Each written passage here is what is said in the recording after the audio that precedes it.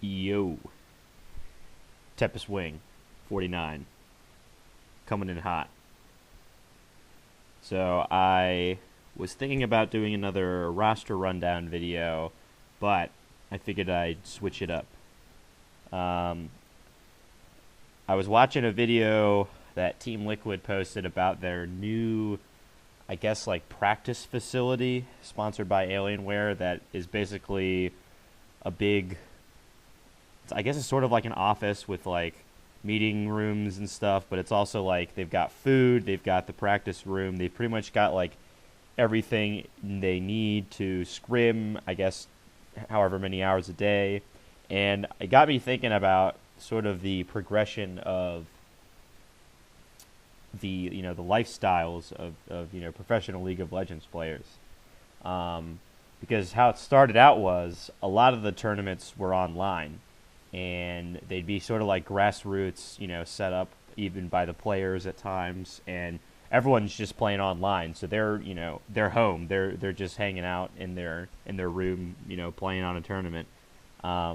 And then when LANs started happening, it was basically like the teams would still practice online, but they'd all fly out to the venue. I guess there weren't as many venues back then. I honestly didn't follow the scene as closely back then, but yeah, there weren't that many venues, so there's no need to really live together and practice together. But after Season 1 Worlds, I think it was, there are teams like Fnatic, TSM, CLG that started getting these team houses, and that basically became the norm. I'd say by Season 3, Season 4, pretty much all the teams had team houses, and I've seen videos at house tours and pictures. A lot of them were, pretty small, pretty sketchy. When the teams didn't have as much money, you had people living in closets like Harry Potter. You had people sharing rooms, close quarters, stuff like that. But the whole, gaming house thing was that you could have a location close to the LCS studio.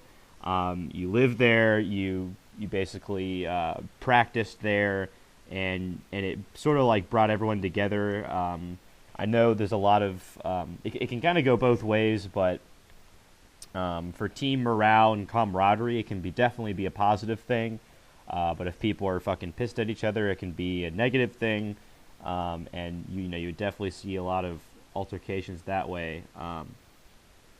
And I think the team house thing, I think that's going to be outdated pretty soon, because with more and more money coming into the scene, and now obviously in NA, which I guess is what I'm gonna base this video on, since NA has franchising now, it's not like the teams like Team Liquid is building their practice facility.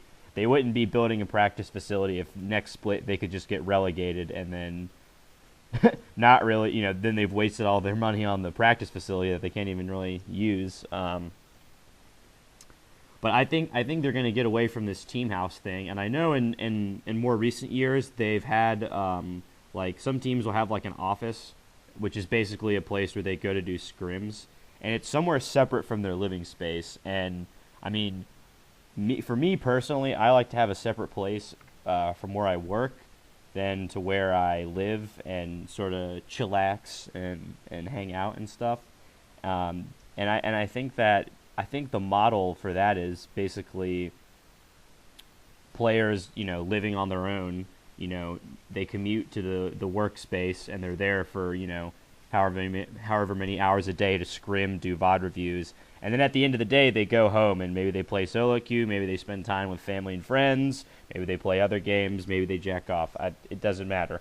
But I think that that's sort of, it's more important for the players to sort of have a more like balanced lifestyle. If they have a wife, or if they have a girlfriend, or if they have if they live with their parents and they need to spend time with them, instead of them all being in a gaming house with the 5 players, the coach, the staff, they're all kind of on top of each other. I mean, it seems like it would be fun. I mean, I remember when I first heard about these gaming houses, I was like, that's sick, everyone's just getting together and playing League. But I could definitely see how after a couple splits or a couple years or even a couple months, that could get really old really fast. And conditions have definitely improved, and obviously franchising, these budgets are going to go through the roof. But I think we're definitely going to start seeing more of these like practice facilities. I think CLG already has one. I'm not too sure what some of the other big teams have been doing, like TSM or C9, but some of these, reality TV shows are more transparent than others, and you can kind of see them the players go through their daily routines, which I think is really interesting. Another thing that I thought was interesting in the Team Liquid or training facility video was that they have like a chef on duty, and I want to say they had a gym, which I think that's really awesome because I'm not the healthiest guy in the world, but I know a lot of these pro gamers weren't they're eating trash and not really exercising, and I think recently the past couple of years there's been more of a push for pro players to have like a more healthy lifestyle, just because eating healthy obviously and exercising can improve your mental health, which is important when playing the game as well.